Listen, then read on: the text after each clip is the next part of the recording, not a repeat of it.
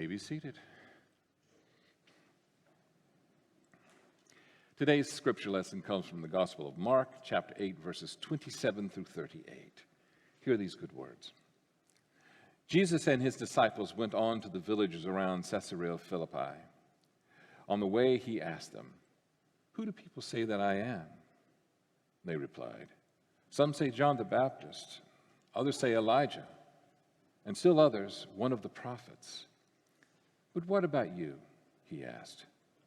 "Who do you say I am?" Peter answered, "You are the Messiah." Jesus warned them not to tell anyone about him. Then he began to teach them that the Son of Man must suffer many things and be rejected by the elders and the chief priests and the teachers of the law, and that he must be killed and after 3 days rise again. He spoke plainly about this, and Peter took him aside and began to rebuke him. But when Jesus turned and looked at his disciples, he rebuked Peter. "Get behind me, Satan," he said. "You do not have in mind the concerns of God, but merely human concerns." Then he called the crowd to him, along with his disciples, and he said, "Whoever wants to be my disciple must deny themselves and take up their cross and follow me. For whoever wants to save their life will lose it, and whoever loses their life for me and the gospel will save it. What good is it to gain the whole world and yet forfeit their soul? Or what can anyone give in exchange for their soul? If anyone is ashamed of me, my words, in this adulterous, sinful generation, the Son of Man will be ashamed of them when he comes in his Father's glory with the holy angels." It's a very powerful passage. And what this passage does in the Gospel of Mark is it creates a contrast between those with knowledge and those who are ignorant about who Jesus is, compared to humans, man-made gods, gaining life and losing life. And what this passage does is it creates like a backbone, or as a sculptor, an armature by which to build everything else upon as disciples of Jesus. So first of all, Jesus is walking with his disciples and teaching them in Caesarea Philippi, which is a northern region of Israel. And you can tell by the name Caesar, Philip's city for Caesar, that it's a place that had a lot of Roman influence. And the Roman gods would have been represented all around the area. So it's in this backdrop that Jesus asked them, "Who do people say that I am?" And his disciples were looking right up their hands. Oh, I know this one. Some say that you're John the Baptist resurrected. Okay. Some say you're Elijah returned. Okay. And some say that you're just one of the great prophets. Then Jesus asked this question, "But who do you say that I am?" And if anyone has ever taught and you ask someone a question that they're not sure of, they're not confident in, what do people usually do? Well, you need to avoid the teacher at all costs, right? You look in the floor, all of a sudden you're interested in what's happening up here. You don't look at me, make no eye contact, the teacher will call on me. If I make no eye contact, the teacher will call me. And then Peter blurts out, "You're the Messiah, the Son of the living God." Now, in the other gospel versions, Jesus tells them, you did not know this by human knowledge, but by the Spirit that's within you. Okay? So then Jesus goes on to talk to them about what he must do. Now, as I reflected on this text, I thought, well, this is interesting that Jesus would bring up this question when they're surrounded by all the pantheon of Roman gods. And I thought, well, is that something that we can really relate to? I mean, do we have all of our gods stationed all around the place? In church we have symbols of our faith, and other faiths have their symbols. And I got to thinking, oh my God, we are bombarded with gods, are we not? I get to see every day on the news headline something that's going on with Britney Spears or the Kardashians, or what Tom Brady said about somebody on the football team, right?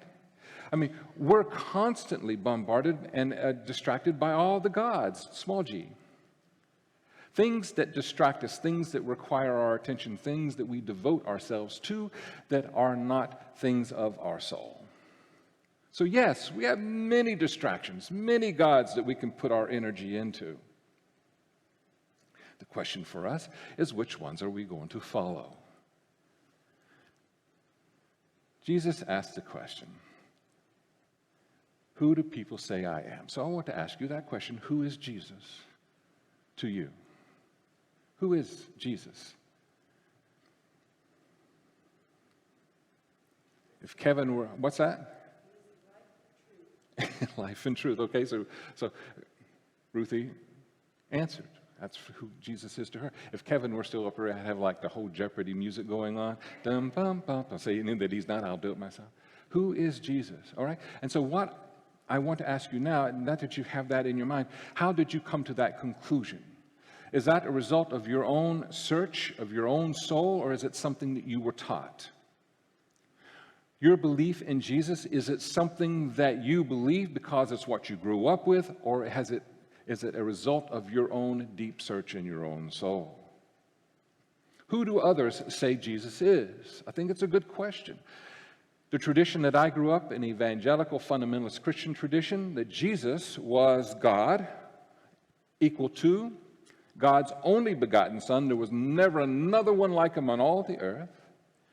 And his sole purpose was to die on the cross, and his blood was to cover my old horrible sinful self. Because that was the only way that God would love me, if God looked at me with Jesus' blood all over me. Kind of reminds me of that scene from Carrie, the movie many years ago, right? And that's who Jesus was. That's what I was taught. I wasn't taught that you particularly needed to follow his teachings. I was taught that you needed to follow a very narrowly prescribed method to bring Jesus into your heart, so what you call the sinner's prayer. And any of you who grew up in an evangelical tradition know exactly what I'm talking about. And then after you said the prayer and you invited Jesus into your heart, then you had to go to a church, and when they were on verse 250 of Just As I Am, you walk forward and give your life to Jesus in front of the congregation, and then after that you get baptized, and then after that they can let you go because now you have your ticket to heaven. You don't really need to learn anything else. You just need to be saved so you don't die and go to hell. However, the word salvation in that tradition that I inherited was not one of becoming whole and complete and liberated and conscious and self-aware. No, it just simply meant that you followed a specific procedure so that you would not die in eternity in hell. And that tradition also taught me that we needed Jesus to do this for us because we were such vile creatures on this planet. God could not even look at us, much less love us. And it's only with his Son's blood covering us could God even love us. Now, at the time when I grew up in it, that all made sense. But as you hear me saying it out loud right now, does that sound just a little weird? That sounds like almost like something that Stephen King would conjure up, right? That's just like crazy stuff. But that's what I inherited. That was the Jesus that I believed in because that was the one I was told. That's the one others said about him. But as I've grown in my journey and as I've been one who have studied Jesus and the Gospels my whole life, I started discovering a very different Jesus. I discovered a Jesus that was much more like you and me, that he was indeed a rare human being on this planet, one of, I believe, of many who have come to this planet. Many of the incredible messengers at a specific point in time were highly evolved, very deep and rich souls, and their presence on this earth helped humanity to evolve and to grow and become more conscious and self-aware. The fact that Jesus is still being taught and preached and studied to this day just shows you 2,000 years later, he had a tremendous impact upon this world.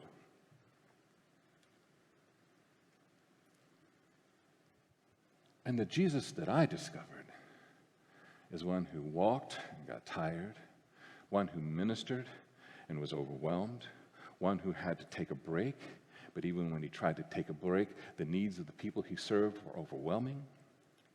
A Jesus who loved every single person that he met, a Jesus who embraced every single person that he met, a Jesus that met people where they were, a Jesus that did not give them a list of rules and regulations. In order for me to love you, you must become this.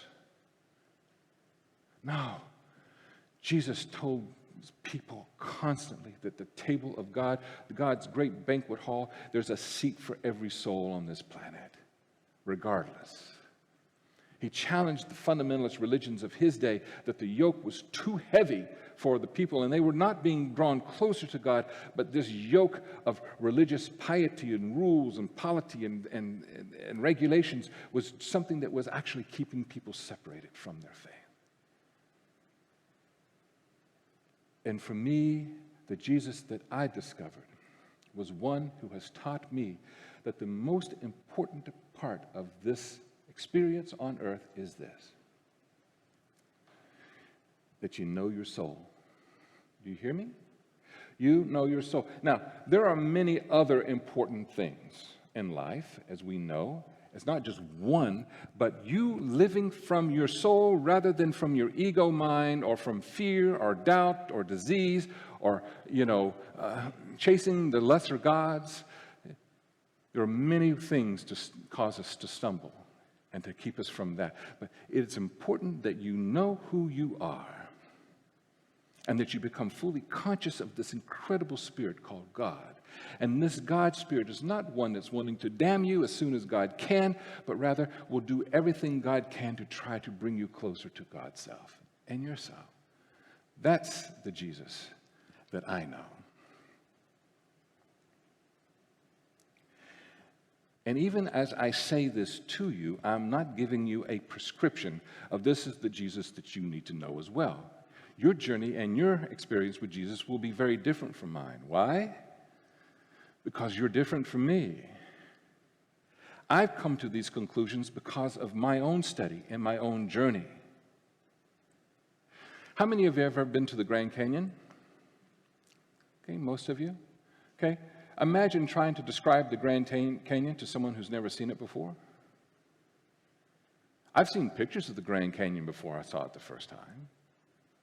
Those pictures did not even start to describe what standing on the rim, south rim of the Grand Canyon and looking out a mile deep, miles across, and just millions of years of the Colorado River just cutting through all those rock formations, and you just can kind of see the history of the earth as it was built upon it, and all the different rock formations. And imagine trying to describe the Grand Canyon to someone who has never seen it.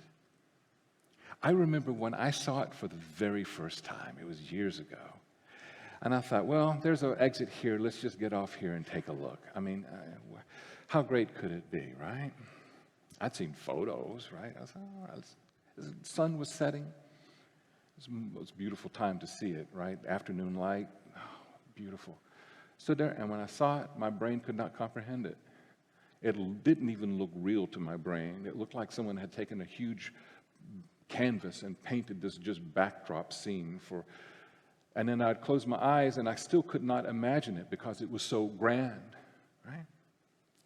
So the only way that you can truly experience the grandness of the Grand Canyon is to take the journey there and stand on the south rim or the north rim, if you're that adventurous, and stand there and take a look, right? It's something you have to discover for yourself. And I bring this up to you because many of us have been told who Jesus is. We can answer the question very easily, who do others say I am? But whenever the question is asked, who do you say I am? Where does our answer come from? Does it come from a journey that we've taken in the depths of our soul, or does it come from something someone else has handed us? And what I want to encourage you to do is to go on your own journey. Don't look at the photographs, because they're not going to tell the full story. Go on your own journey to stand and see the incredible presence of Jesus and his incredible love and his incredible healing presence and just the power that he gives. You have to see it for yourself. You have to see it and experience it for yourself. I follow the life and the teachings of Jesus because they work best for me in my relationship with God, self, and others. That's why I choose to follow Jesus. There are many other inspirational prophets and teachers and people who have lived on this planet that other people know God from. But for me, it is Jesus and his teachings that help me to realize who I am in relationship to God and the world around me. And when Peter responds to Jesus, "You're the Messiah," or "You're the Son of the living God," Jesus says to him in another gospel, "Flesh and blood did not reveal this to you, Peter, but rather the Spirit itself." And if you go on this journey, you will eventually make it to the south rim to be able to see. Okay, hold on. Look back here. If you go on this journey, you'll eventually be able to see. Oh, I see now why Karen and I can hear. Karen left. Okay, so George's cries are the cries of your own soul trying to get your attention, all right? We'll make this a teachable moment. If you take that trip to the south rim of your soul, then you will discover the most beautiful, beautiful reality in the whole human experience. And that's God's pure, unconditional love. And evidently for Jesus, the soul was a big deal, right? Because he says in here, what is it to gain the whole world and lose your soul? What is worth more than your soul? When Jesus told his disciples what he must do to fulfill his soul's work, Peter took him aside and rebuked him. Now, the Greek word rebuke is not, "Oh, Jesus, you might want to think about that." I disagree. I respectfully disagree with. No, it is in your face, wagging your finger, and as you're trying to get your rebuke out of your mouth, you're kind of spitting all over the place and everything because you're just so passionately trying to say, "You will not do this." And what's interesting is Jesus' rebuke back. The same Greek word is used when Jesus rebukes Peter and says, "Get behind me, Satan," right? It's the same powerful, wag your finger in your face, "You will not talk me out of this." And Satan, in this particular text, is, even though it's given a proper name, has nothing to do with some kind of fallen angel from the netherworld of the deep pits of Mordor or wherever, but it literally means a stumbling block. Peter, in that moment of time, became a stumbling block for Jesus. Why? Maybe Peter was starting to talk Jesus out of what Jesus knew his purpose was. Has that ever occurred to you that that could possibly happen? Someone who loves you so much they can change your mind and alter your course in history? But Jesus knew so incredibly well, he was so extremely clear about who he was, what his purpose was going to be, that he was going to fulfill it even if it meant a cross. He was not going to allow his disciples who loved him to change his mind. He was not going to allow the religious leaders and the scribes and the chief priests and the Roman occupiers to change his course in history. He was going to do what he needed to do. He was not going to trade his soul in order to gain the whole world. Then Jesus talks about picking up your cross and following me. Now, that same tradition, religious tradition that I inherited, also promoted the idea that if we go out and we try to win the world for Jesus, and as we're trying to be soul winners, get people to say that sinner's prayer so we can put a notch in our belt, and they reject you, or they laugh at you, or they ridicule you, or they just wave you off, then that's the cross that we must bear to be witnesses of Jesus. Right? That's not what this means. That's not what this means. Think about it. We all bear our own crosses. The cross might be mental illness. The cross might be abandonment issues because our parents abandoned us when we were children. The cross might be overcoming addictions or self-destructive behaviors. The cross might be just dealing with life in general. and the trauma that life brings to us and somehow being able to overcome it. 2 stories. Heard yesterday at our Windsong meeting, a gentleman named Bob told a story of how the Kiwanis Club in Leesburg gave a scholarship every year to a student in that area who was worthy of the scholarship. One of the people in the Kiwanis said, let's give the scholarship to this person because he's the son of a council member. And Bob stood up and said, no.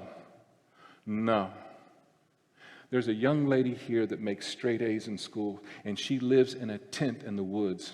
She never sees her father, and her mother is gone most of the time. She gets up every day and walks to the gas station to bathe herself in order to prepare herself to go to school, and she makes straight A's. Let's give the scholarship to her. And now she's a junior at Harvard. And she writes them occasionally to let them know where she is and to tell them how much she appreciates. Don't you know that was a cross to bear? And I would much rather hear that story than what's happening with Britney Spears and her father controlling her estate. That story inspires me. That when you're living in a bloody tent in the woods without parents, you are able to get yourself to school and make straight A's and be able to move out of that and to Harvard? Are you kidding me? That story inspires me that this person is connected to a source and a power that's as grand or greater than the Grand Canyon. The second story. I was watching Florida State play Notre Dame last week. And the first-string quarterback of Florida State, his helmet got taken off, so he had to go to the sideline for one play. And on the field comes this guy named Mackenzie Milton. I thought, that name sounds familiar. And then I started hearing the story. I remember in 2018, he was a candidate for the Heisman Trophy, which in college football is the pinnacle. It's the highest award a college athlete in football can achieve. He was a candidate. And I remember when he was playing quarterback for UCF, he was phenomenal. And he had a devastating knee injury. I mean, devastating. Not just torn ACL that could be repaired, arthroscopic, a total reconstruction. Arteries, ligaments, soft tissue, muscle, everything. And the doctor said that chances are he will never walk again, and if he did walk again, he would walk with incredible pain. And 3 years later, he's not only on the football field, but he brought Florida State back to tie Notre Dame. Right? Throwing perfect passes, even a couple of times running. His surgeon was there at the game with his family because his surgeon says it is a miracle that not only is he walking, but he's now performing at this level of competition. Don't you know that the cross he bore was, how do I get back into college football again? When everybody tells me I will never even be able to walk, and if I do, the pain will be excruciating. He worked, and he worked, and he worked, and he worked, and he worked, and he defied all odds because there's this incredible drive in him. And I'd like to think that that drive is his soul, because he knew in his mind part of what his purpose was. Now, he may never play pro ball. He may not finish the season for the Seminoles. I don't know. But that story inspires me. And when I hear these two stories of these two young people, I don't believe that somehow these are the lesser gods that drive them, but rather the incredible spirit of love that Jesus reveals to us about God. Jesus, for me, reveals the true nature of God. God is a spirit that is so powerful that God will do whatever God needs to do to bring you back to consciousness of God. God's already in us. God, we don't have to worry about finding God. God is already, it's a matter of us discovering what has always been there.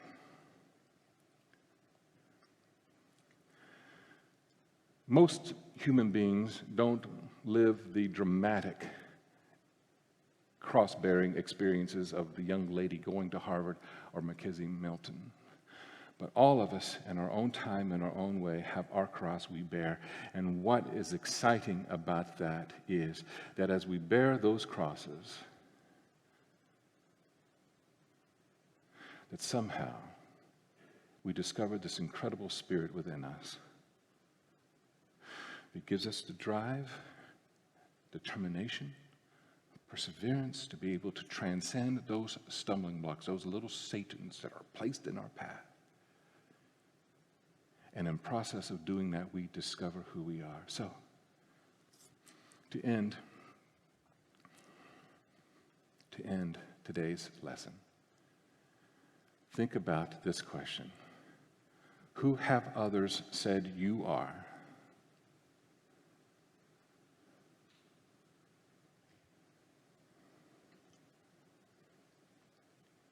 The last question is this. Who do you say you are? Thus ends the lesson. Go with peace and purpose. Amen.